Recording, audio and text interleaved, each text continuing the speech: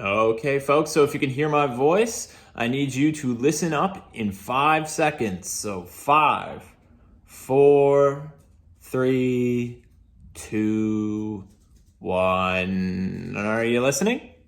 All right, how's it going? It's Pat from Asphalt Green's Recess Enhancement Program, here with another instructional video for one of our favorite games, Temple Runner. Before we get into the instructional video though, we want to make sure that we are, as always, doing our safety check. So before we play any games, we want to make sure that we are washing our hands for 20 seconds and that we are washing them after we play games for 20 seconds as well. So we're going to make sure that our students are doing that. Additionally, we don't want to put our hands anywhere near our face. We don't want to touch our face whatsoever. If we have to sneeze or cough, we want to make sure that we are doing it to our elbow. So we just dab right into the elbow. And we also want to make sure that we are always staying 6 feet apart from one another so that everyone is appropriately social distanced. And if we've done our safety check and everyone's ready to go, I need you to give me 2 thumbs up and let's get started. So as always, we'll begin with the R in the rep model, which is ready. So we want to make sure that our play space is ready to go so that everything is super safe and super fun for our students. So before you even begin the game, you want to map out your play area, make sure that everything is a-okay, and then you can lay down any cones or tape that you might need in order to designate the boundaries of that play area. You can then do a sweep to make sure that all items that might pose a safety risk are removed. And you can also just keep in mind how you might work around items or infrastructure that can't be moved. Once that has been completed, you can lay down any extra equipment that you might need. For Temple Runner, you won't need any extra equipment, which is fantastic. And then once you've done that, gotten everything ready, you can gather all of the students up by using an attention grabber. So you can use the one that I've already used in this video, which is a countdown. So you can say to everyone, I need everyone to sit down in a seat 6 feet apart from one another in 5, 4, 3, 2, 1. And then once everyone's in their seat, you're ready to move into E and to explain the game. So whenever we reach the E portion of the rep model, it's always important to remember to use a loud, clear voice so that all of the students can hear and understand you. And it's important to also ask students specific questions about the rules as you are explaining them. This will help their understanding of the game. And so a few questions you can ask is, what do you do when I say reach up?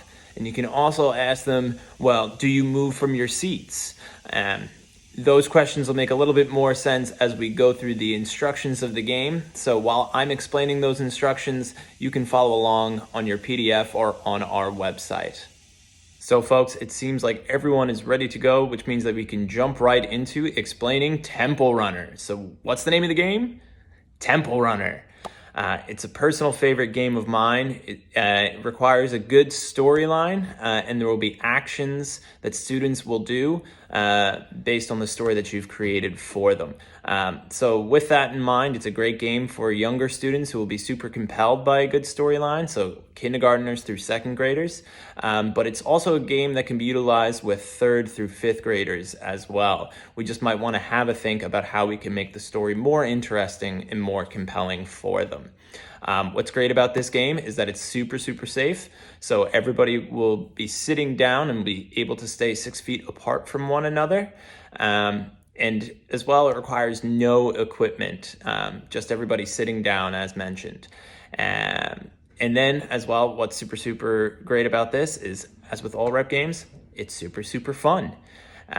So if we're ready to go, I'd say let's rep it out and get right into our explanation of Temple Runner. So if everyone's ready to begin the instructions, I just need everyone to quiet down in 5, 4, 3, 2, 1, and 0. Thank you so much for quieting down, and we can begin on the instructions for Temple Runner. So for this game, you want to explain to your students that they'll remain seated for the duration of the game.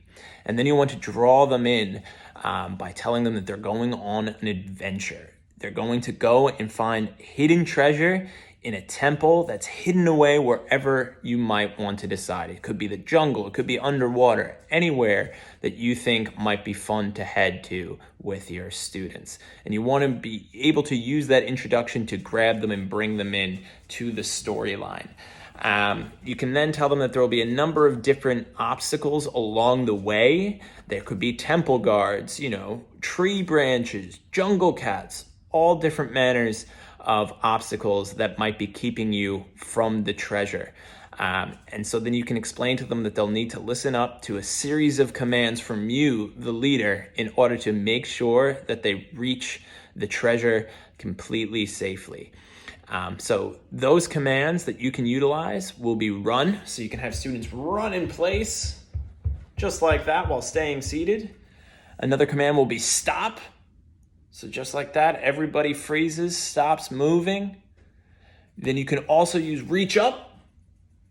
So maybe students are grabbing coins that they need to use in order to get through to a different section of the temple, or maybe they're grabbing onto a vine and swinging across a hole in front of them, whatever it might be.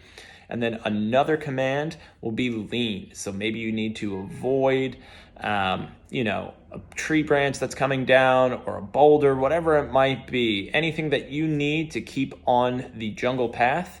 And so you can just lean to the left, lean to the right, whatever you think might work best. And those will be the commands that your students will be listening up to. The whole storyline, though, is up to you. So folks, that is the explanation of Temple Runner. So how about we move into the P portion of the rep model and talk a bit about ways that we can play the game that will ensure that students are abiding by the rules, and then ways that we can play the game that will help spice things up for students to make it a little bit more interesting. So in order to do that, I need everyone to gather up in 5, 4, 3, 2, 1, and 0. Thank you all for gathering up, and thank you too for staying 6 feet apart from one another. So tip 1, thing that we would say is remind students that they need to be following the motions of the leader. So if the leader says reach up, making sure that every student is reaching up. If you're finding it difficult for students to actually listen to what the leader is saying, you can put a challenge to them. Remind them that you're testing their active listening skills and that you want to see who the best listener in the group is. And the way that they can do that is by following along to the leader. Kids love a challenge, so having them test that will not only help their active listening skills, it'll also keep them more engaged in the game. Ways that you can make things a little bit interesting for students, you can speed up the commands. Once you see that students are kind of getting really, complacent with everything, just hit them with a series of different commands. So rather than, reach up, stop, run, you can hit them in rapid succession. So you can say, reach up, lean to the left, lean to the right, reach up, reach up, reach up, run, freeze, run. And then once that's going, you'll get everybody's blood flowing, everybody's heart racing, and you'll get kids engaged more and more in the game. What will also be fun is that once you find that students are getting really good at listening to you and following your instructions, you can try and trick them, right? So you can make it so that the commands are opposite from one another. So when you say run, you really mean stop. And when you say stop, you really mean run. When you say reach up, you really mean lean. And when you say lean, you really mean reach up.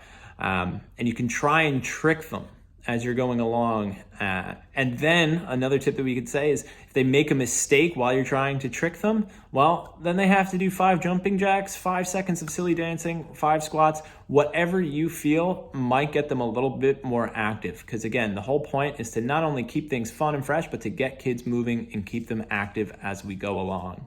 All right? So folks, those are all the tips that I have for you, which means that we've hit the end of the rep model, which means that we have hit the end of this instructional video. So let's all gather up one more time in 5, 4, 3, 2, 1, 0. And I just want to thank you guys for following along on this video. Hope you found it useful for you. Hope you find the game to be fun for you and your students. And we'd ask that you stay tuned for more instructional videos from rep.